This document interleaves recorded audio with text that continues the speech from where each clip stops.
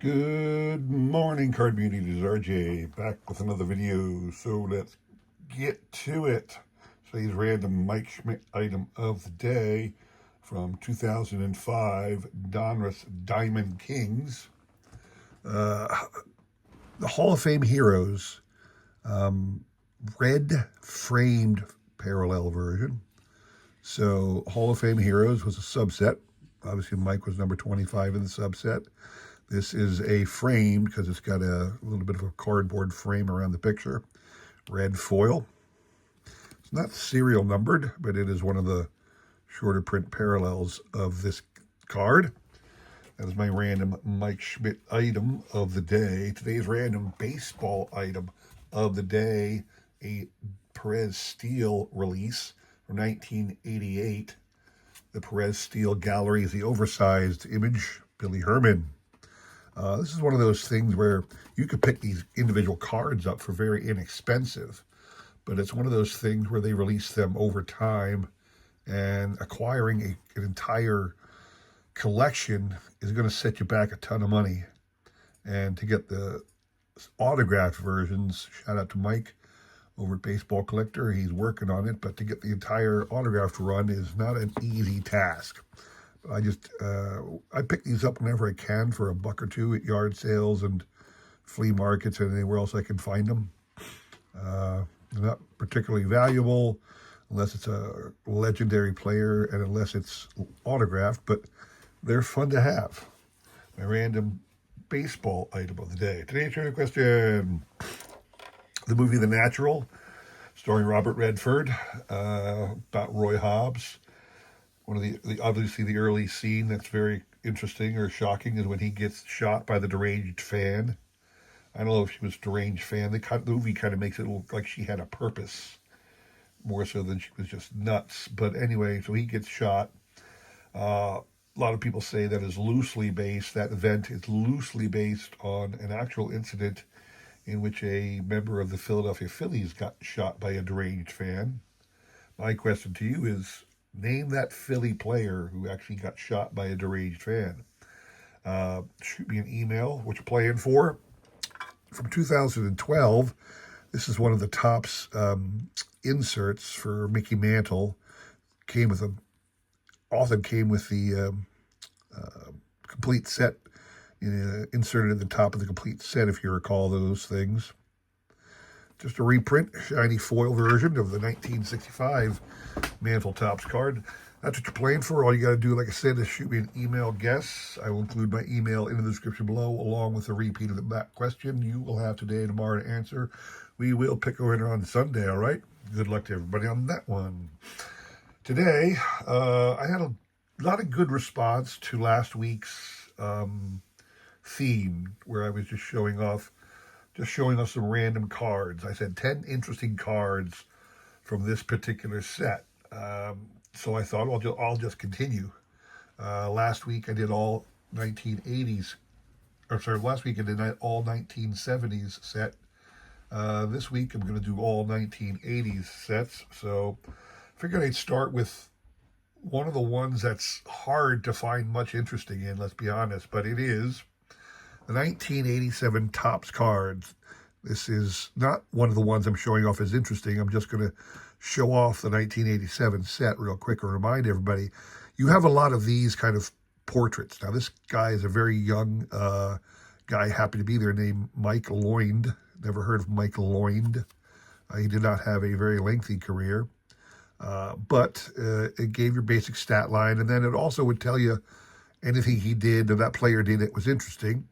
Then it would have this date in baseball history, talk about a particular player, and then just say what card number was a random card of that player. Now, this was only there if there was enough space in the stat line to put it there. I just thought that was interesting to show off because I had forgotten about this stupid thing where it said, on this date, they would pick a random date. Obviously, this date changed all over the place. It would talk about a player, and then it would say his 19 whatever card was card number such and such. It's just such a bizarre thing to do, but that's what they did on the 1987. Obviously, we know it mostly for the wood grain, but that's what the cards look like. Now, my 10 interesting cards. Let me show off what I found that was I found interesting. Well, the first series of cards and a lot of Topps releases were the record breakers, something that had happened the previous season that was of note. And a lot of times they're obvious ones. Pete Rose getting the hit record, Lou Brock getting the stolen base record, any number of really, really interesting stats.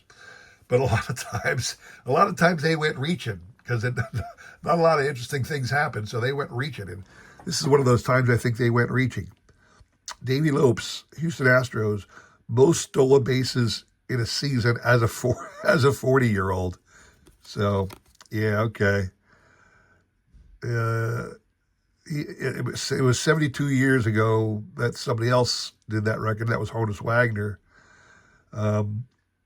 So Wagner had swiped 23 bases at the age of 40. Lopes got 25 stolen bases back in 1986. So he was worthy of a card noting that record-breaking feat. Again, I just think that's a little silly to go after something like that as a record. It just struck me as funny. 1987 Tim Leary. Now, I was looking at the card. I went through all the cards. I do. It's just a picture of him stretching. But what I saw was this little patch on his sleeve, Sully. And I'm thinking to myself, well, gee, who was Sully? So I looked it up, and apparently, since this picture was likely taken sometime during 1986, Sully was the name of their equipment manager, a guy named Bob Sullivan. Everybody in the Milwaukee organization called him Sully. And he passed away in 1985. So in 1986, the team wore these patches on their sleeve in honor of him. And this picture, taken in 1986, ended up on a 1987 Topps card. So if you think about it, Mr. Bob Sullivan's name will live on as people like me see that patch and go, gee, who was Sully? I just thought that was kind of interesting. This one threw me for a loop because I wasn't expecting to see this, and I don't remember seeing it before. Darryl Motley, nobody of significance that I'm aware of. Down here, it says, now with Braves. I've never seen that before on any card that Topps issued, where they altered the front of the card to note where somebody, they only had a picture of them in the in the uniform from the previous season, and this card shows him on the Royals, but rather than changing it to the Braves, they simply put this moniker down there. I've never seen that on any Topps card before. I do see it often on the O-Pee-Chee variations. O-Pee-Chee does this often. Topps really never does. So I'm not sure if this is an error. I didn't bother to look it up. Maybe I should have, but I'm not sure if that's like an error that slipped through or that's just the way this card was, or I don't know. It's not an O-Pee-Chee card. It's not. It's got the Topps logo on the front. It's got Topps all over the back, so it's not an O-Pee-Chee. But again, I've never seen, actually it even says here on the back, it says 86 Braves. They could have got a picture of him with the Braves. If you think about it, he had 5 games, but they failed to. So maybe they just put that on there knowing. I don't know if every card is like this. That's the first time I noticed that particular moniker. I just thought that was interesting. I like to do one of these for every set, is to find a guy I never heard of and hype him up. So here's a card of a guy named Brian Olkers. Now, Brian Olkers is not a veteran of many seasons that I just never heard of, and I was surprised I had never heard of him. He's one of those rookies you never heard of. So this card right here represents his entire career at the major league level. He had a brief cup of coffee with the Twins back in '83 for 10 games.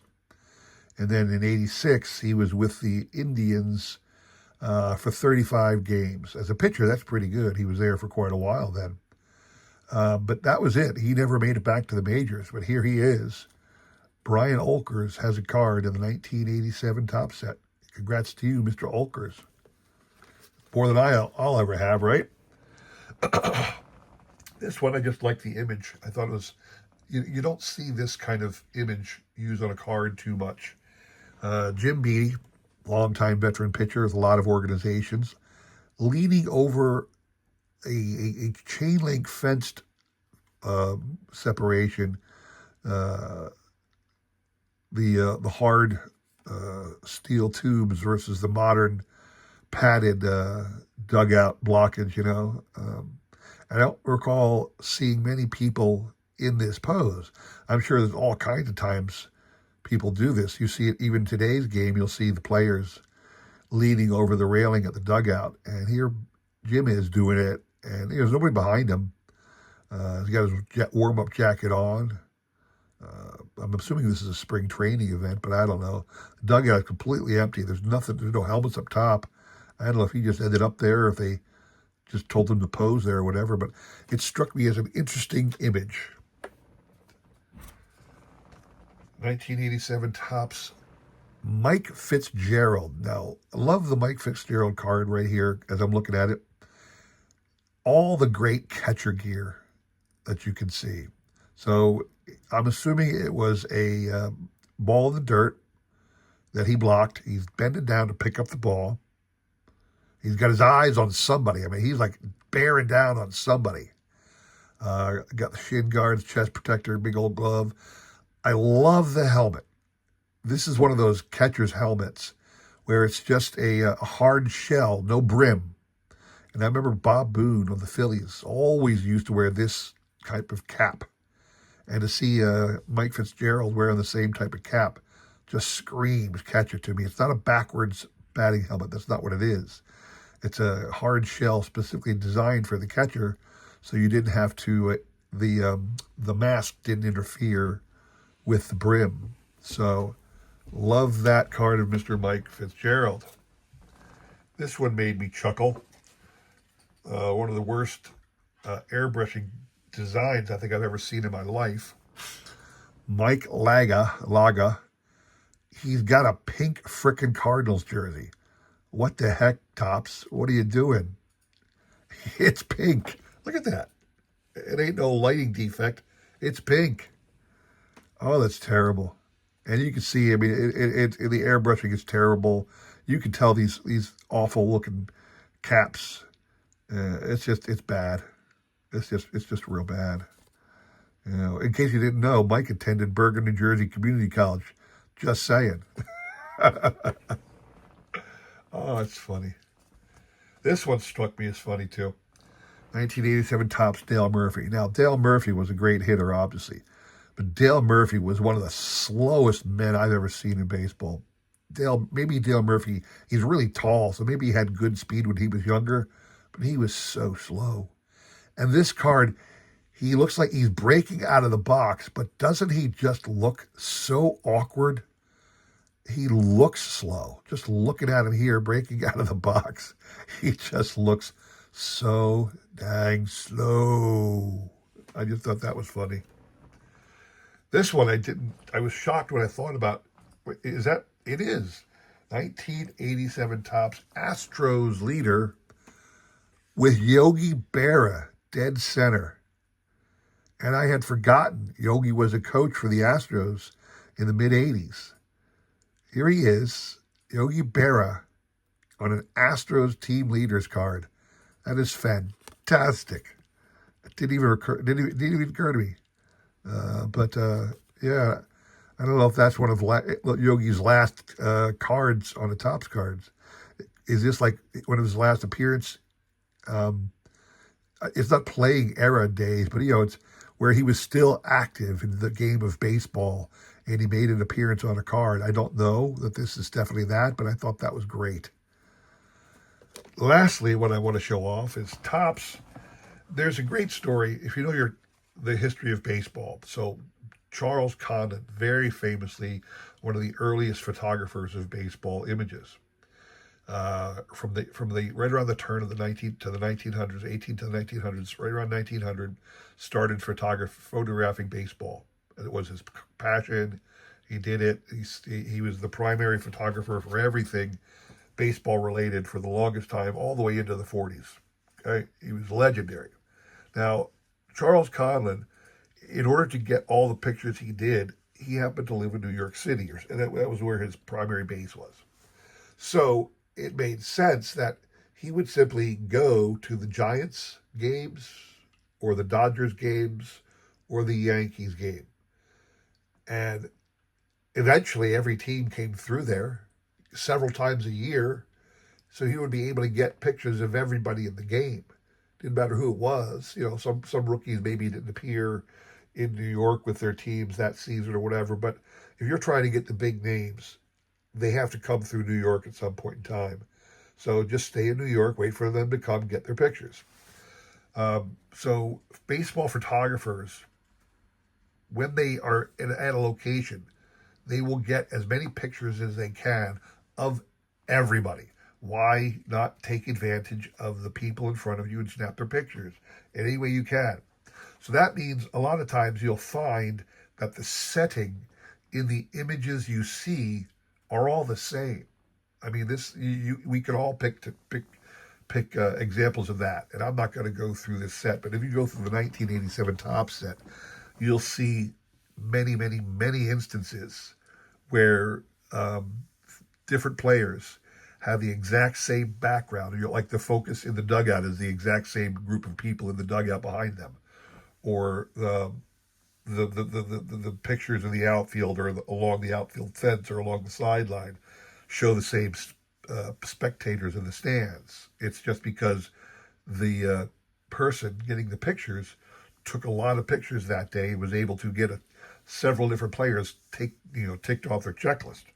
Well, this one struck me as funny because of what the background image is. So I got two players from the Reds from the 1987 Topps card, and the billboard in the background is the same. I can't really get a good take on what this is. It looks like it's some kind of educational thing because it's like we're teachers, and I can't understand the rest. And it's like something school projects protects. I don't know. There appears to be an address. I don't know. I have no concept of where this was taken, what town, because it looks like it's got to be minor league with that big moniker in the back. It has to be either a spring training or a minor league stadium. But I just thought that was pretty interesting because it really does show that baseball photographers, again, they take advantage of pictures when they can to get everybody on a particular team or in a particular organization. So when I saw the Big Apple and the billboard, I thought, well, that's interesting. And there were no other Reds with that billboard in the background, but there are a lot of other pictures of players in the 1987 set and in every other Topps set, let's be honest, in the 1987 Topps set where the same image is in the background of the player pictures. It's just the way photographers work, people. It's just the way it happens. So anyway, there you go. 10 interesting cards from the 1987 Topps set. I will say again, there are not many interesting cards. There just aren't. Almost 90% of the pictures are these portrait shots or just random pictures of people standing at bat. Or there's not a lot of action shots in the 1987 Topps set. Not a lot at all. It's disappointing. Luckily for us, photography's gotten a whole lot better in recent years. They go out of their way to get better pictures. So that's a plus. But yeah, looking back at this one, it was tough to find 10 interesting cards. But I hope I met your expectations. So I hope you appreciated that. Come back again Monday or Wednesday and Friday. I got 2 more great sets to go through with you. Don't forget the trivia question. I hope you will participate. I enjoy doing it. I enjoy giving away some great cards. All right. Thank you very much for watching. Have a great rest of your week. Take care.